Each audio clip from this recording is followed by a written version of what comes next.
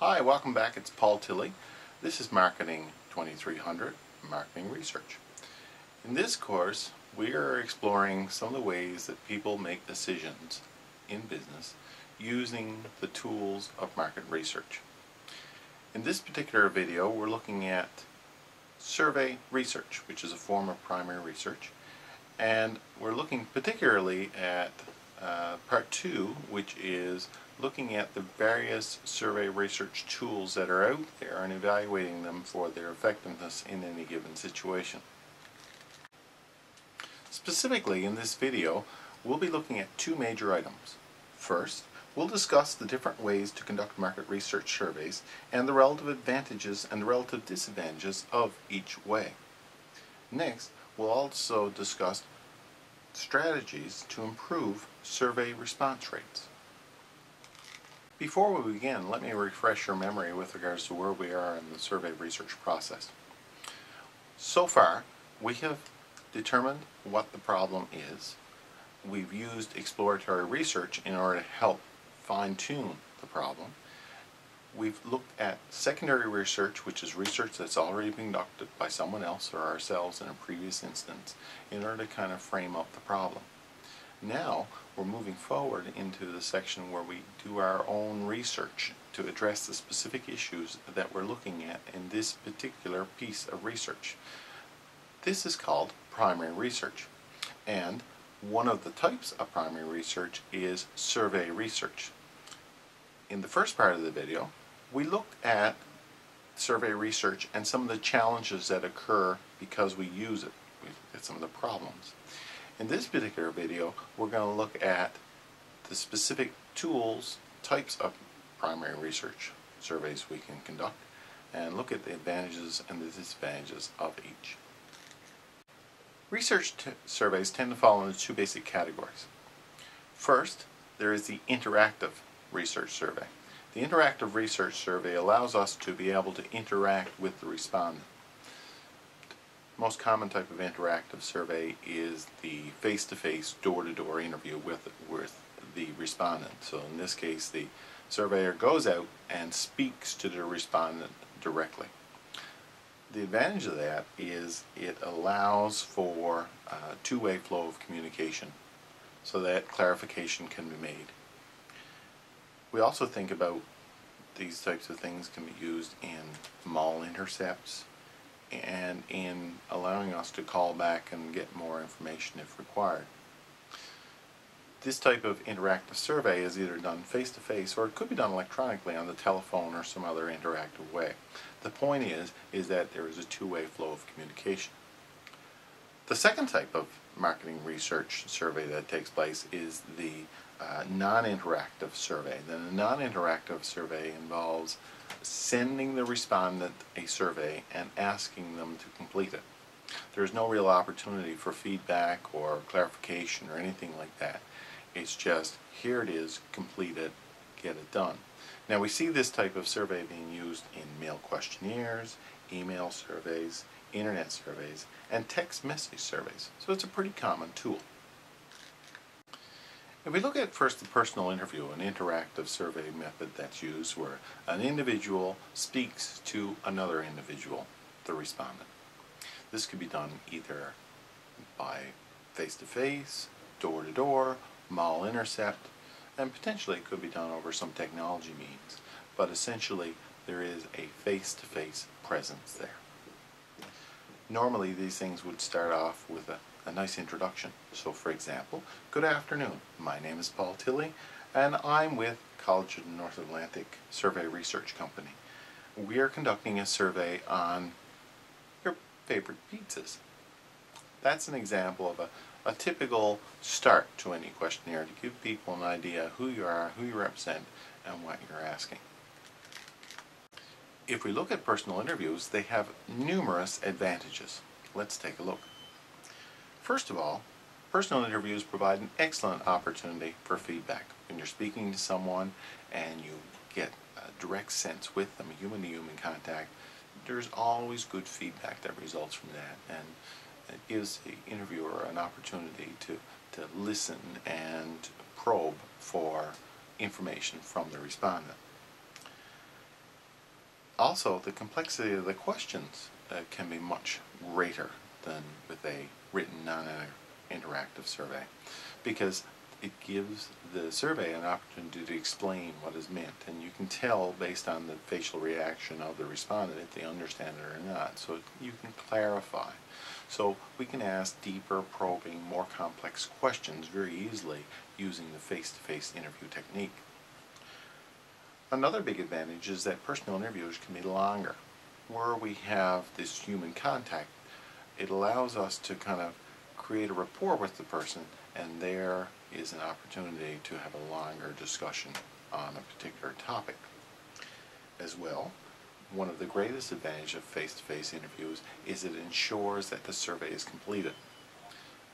Harder for someone to say, I've had enough of this, or I'm going to turn you off and send you out or hang up on you, if you're face-to-face with someone. So the face-to-face opportunity is there to complete the survey. Also, as the surveyor, you're familiar with the survey, there's a greater opportunity that you're going to complete a section, and there's a greater opportunity for the person to answer each section. It's very unlikely that they'll say, I'm not willing to speak on that, when you're talking face-to-face with them. So completion is much greater. As well, face-to-face gives you an opportunity to show a visual, to explain, to be able to use a prop.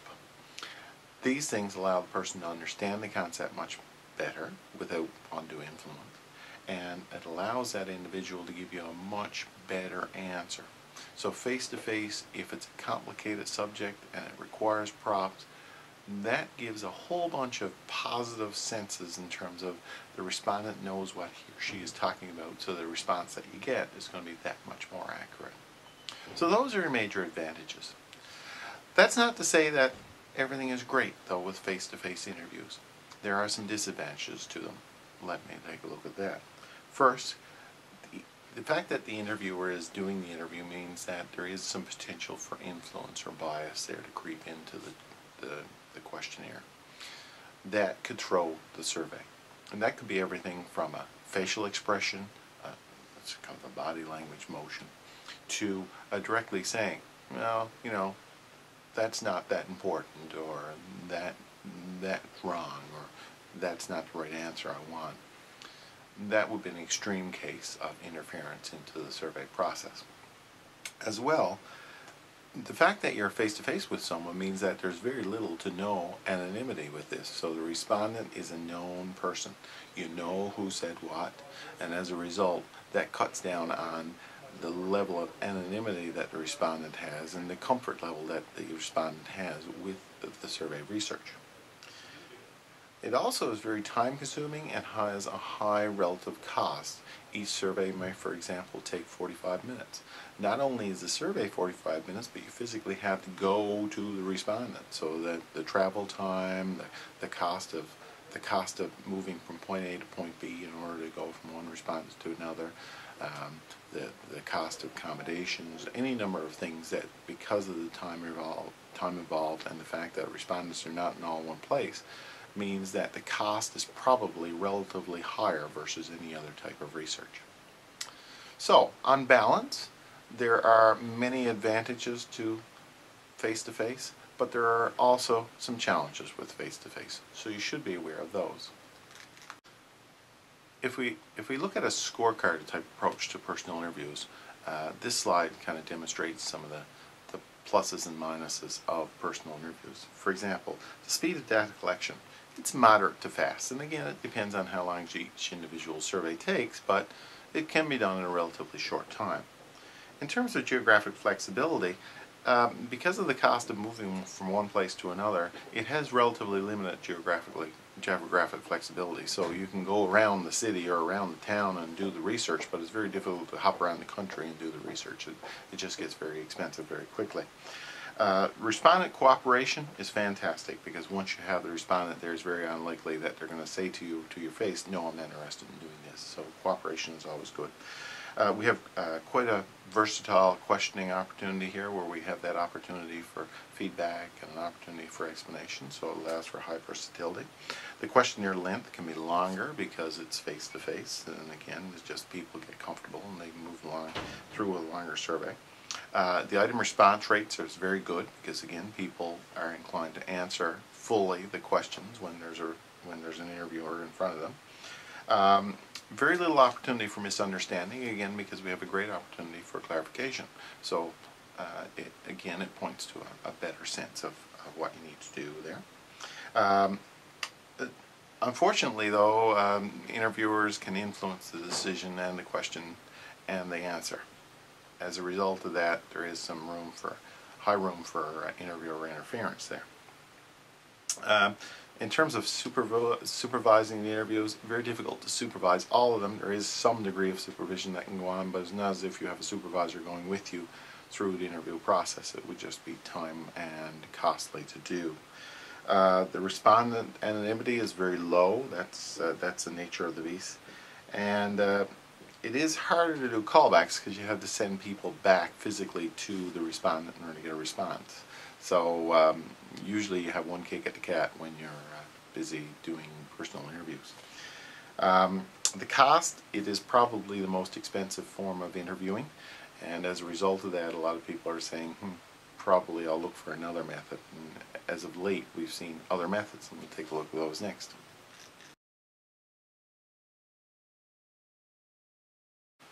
In order to speed up and move along the survey process and to cut down on some of the relative costs of the survey processes, we've seen non-face-to-face type methods begin to dominate in our society now.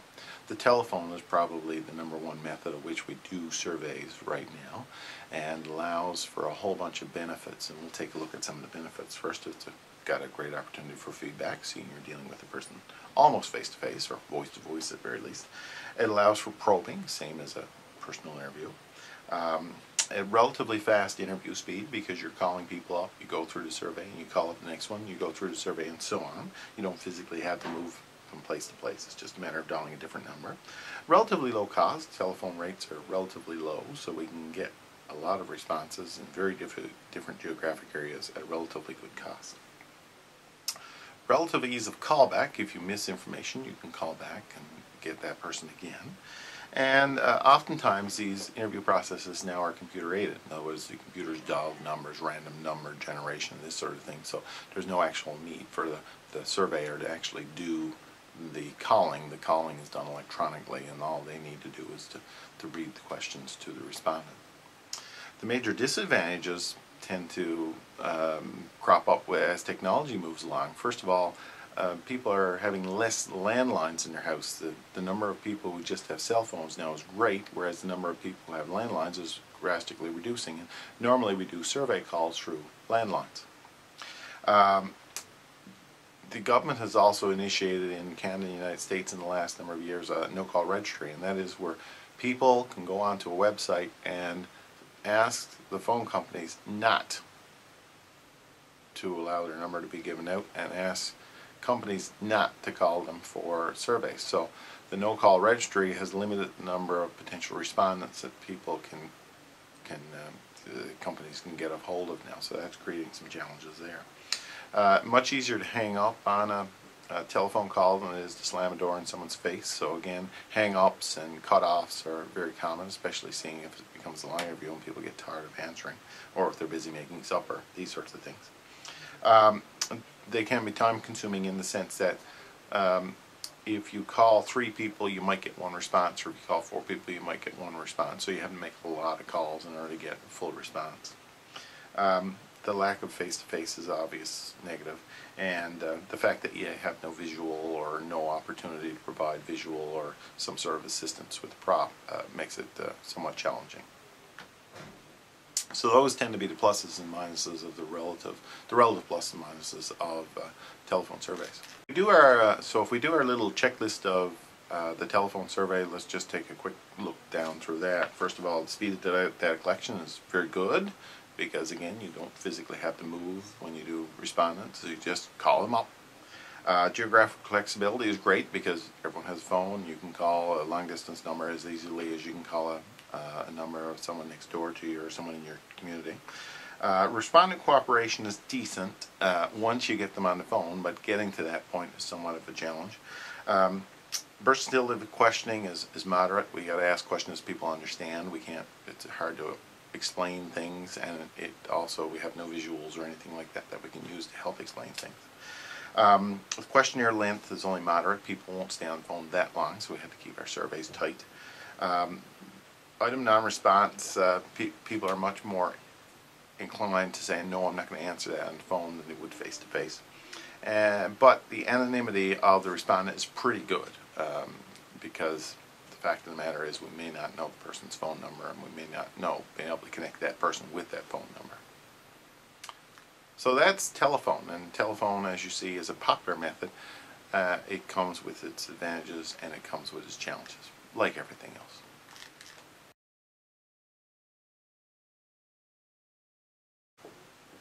Mail questionnaires are a form of non-interactive survey, and they're used quite a bit, and they have some advantages and they have some disadvantages like everything else. So let's just take a look to explore that. First of all, the major advantage is that it offers geographic flexibility. Wherever you can deliver an envelope, you can deliver a survey. The cost is relatively high, though, because, again, mailing costs, printing costs tend to be on the high end. Respondent convenience is great because the respondent can fill out the survey whenever he or she likes, not necessarily at this point in time. So when you call someone or call on someone, you're asking them to do it right now, whereas they can fill out a mail survey at their convenience. The anonymity is pretty good. You don't know who the respondent is coming from. It's really good, as a matter of fact, because when they put it in the envelope and send it back to you, you're not sure who that person is. There's no interviewer influence. All they have is questions. They don't have you to push them one way or the other. And what we have is standardized questions, so you can assure that everyone gets exactly the same question. There's no potential interference or change that the interviewer would bring to the various questions. The major disadvantages of mail questionnaires is the relatively low response rate. You could send out 10 and get one back, so you need to send out a lot. There's no opportunity for further explanation. And finally, this issue of junk mail. A lot of people perceive these questionnaires as junk mail, and they get circulated right into the garbage. So again, you need to send out a lot in order to get some responses back. Just by way of a quick summary then, let's take a look at the item and the measure for mail surveys. First, the speed of data collection. The researcher has no real control over the return, so it tends to be slower than the other types. Geographic flexibility is high. Wherever we can mail an envelope, that's where we ask our questions. Respondent cooperation is moderate to poor because a lot of people perceive it as junk mail, so there are some challenges there. The versatility of questioning is high if we use a standardized format, meaning that everyone gets the same question, and if they understand the question, if it's a well-written question, you get pretty good versatility there. The questionnaire length varies, but we tend to want to keep respondents not too long, so we'd like to keep these surveys shorter rather than longer in order to look for complete completion. Speaking of complete completion, not everyone's going to fill out the entire survey. If they don't understand something, or if they get tired, or whatever, they could miss a question very easily. So non-response of particular line items is fairly common in this type of research, and that affects the quality of the survey. And possibility for misunderstanding. If people misinterpret, or if the wording is poor on the survey, that can lead to some problems as well. So that looks at the pros, cons, and the challenges of mail surveys. Another new type of survey tool that's often used is email or an internet-based survey. Now, email and internet-based surveys are great because they offer up all kinds of wonderful advantages that the internet can bring, such as geographic flexibility. They can be asked anywhere. We can email anyone, anywhere at no real cost. Speed of data collection can be good because they're sent out instantly and they can be responded almost instantly. They're cheaper distribution. They're very flexible in terms of how they're done and the types of tools. They're all self-administered, so that means you don't have to pay someone to administer it for you. The data analysis is often done by the computer, so if someone types in the information in the survey, the computer will automatically calculate or tally up all of the responses. We got lots of room for versatility, highly versatile in terms of questioning. Software can do a lot in order to make our lives as researchers easy. And It's pretty good in anonymity of the respondent, and also it's pretty good in terms of ability to call back. So those are some great pluses. In terms of minuses, emails are not necessarily the most secure way to send things. We know that email can be easily hacked, so sometimes email, if we're asking sensitive questions in particular, email is probably not a good method to use in that case. Not all individuals have access to the internet, even though a growing proportion are. But again, it limits you in terms of the numbers. Some respondents lack powerful computers, or in the case of some respondents, good internet connection. So if you require some interactivity, or if there's videos or things that show, some will work for, some may not. A bit of an issue there. And some respondents just don't have good computer skills, and they may not understand how to complete the survey. So these are all questions that we have to pose with regards to using new technology. It is wonderful and has lots of opportunities on one breath, but in the next breath there are some challenges that you need to be aware of too. So that's Internet.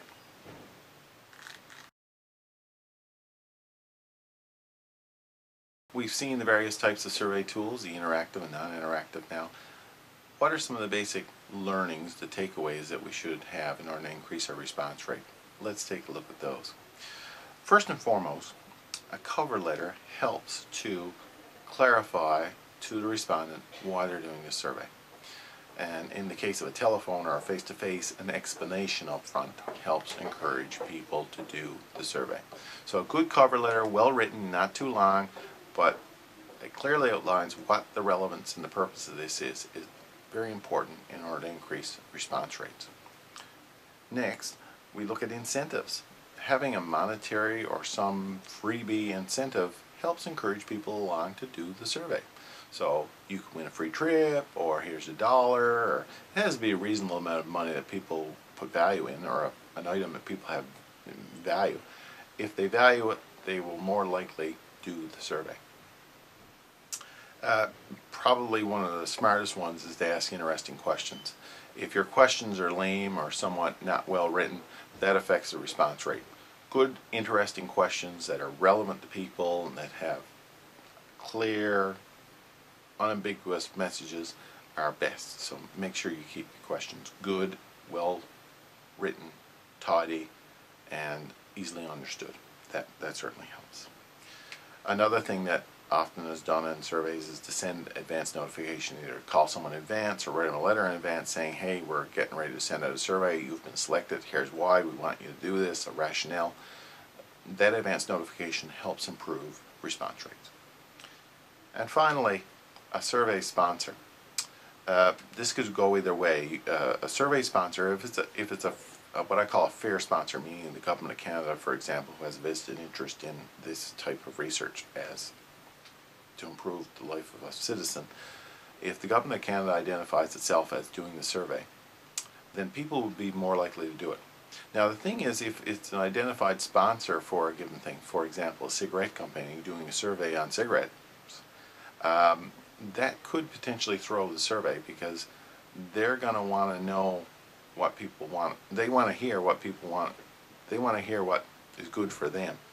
So if it's an identified sponsor that can potentially taint the results of the survey, best not to identify the sponsor. If it is an identified sponsor that clearly people can relate to, in order, such as the Government of Canada trying to improve our health, that would encourage people to do the survey. Having a cigarette company, on the other hand, say we're doing a survey on people's smoking habits, could influence the survey negatively. So an identified sponsorship is an important thing. Depending on the sponsor, it could be important to keep it there, or important not to have it there. So having studied all of this, what do we do? What choices do we make? Well, there's no clear answer to say one type of tool is better than another type of tool. We need to look at each individual experience and judge accordingly. We need to think about things like, is assistance by an interviewer required? Do we really need an interviewer to help out here? Are respondents interested in the issues being asked? Is that a thing? Will cooperation be easily attained? How quickly is the information we require from the survey needed? We need to think about timelines. We need to think about, will the study require a long and complex questionnaire, or will it be a relatively simple questionnaire? And we need to think about our budget. How much money do we have in order to collect this information? Once we've gathered all of that, then we can make a better educated decision with regards to the type of tool we use. Keeping in mind that face-to-face surveys have all kinds of advantages, but they're very costly. Whereas internet surveys are very cheap, but there are some issues with regards to collections and getting the right information with those. So we need to be aware of the pluses and minuses of each survey type in order to make a better decision. So we have to answer questions of ourselves first. And these type of questions that I just went through are the ones we really should have answered before we make that choice. Another thing that's important too is once we've done the survey and we've got it all ready to go, we should really pre-test it. Pre-testing allows us to send it out to a few people and get some responses back. And not only will responses be responses to the questions, but responses to the overall nature of the survey. Question 10, for example, may not make any sense to people, or question 4 may have a spelling mistake, or things like that. Using a pre-testing allows us to kind of get rid of some of the initial simple problems that we may have overlooked first. Once we've got it pre-tested, then we can fine-tune it. We can make the necessary changes, take advantage of the suggestions before we send it out en masse. So pre-testing should be done on any survey, regardless if it's a door-to-door or a computerized, internet-based one. Get the pre-testing done. That way we can make it better, and that will increase our overall response rate. So, there you have it. There's the primary research tool, the survey, and we looked at some of the pluses and minuses of surveys and the various types. Based on that, then, you can move forward in terms of collecting that primary data and getting the best possible information at the best possible price in the best possible time. Stay tuned for our next video next week.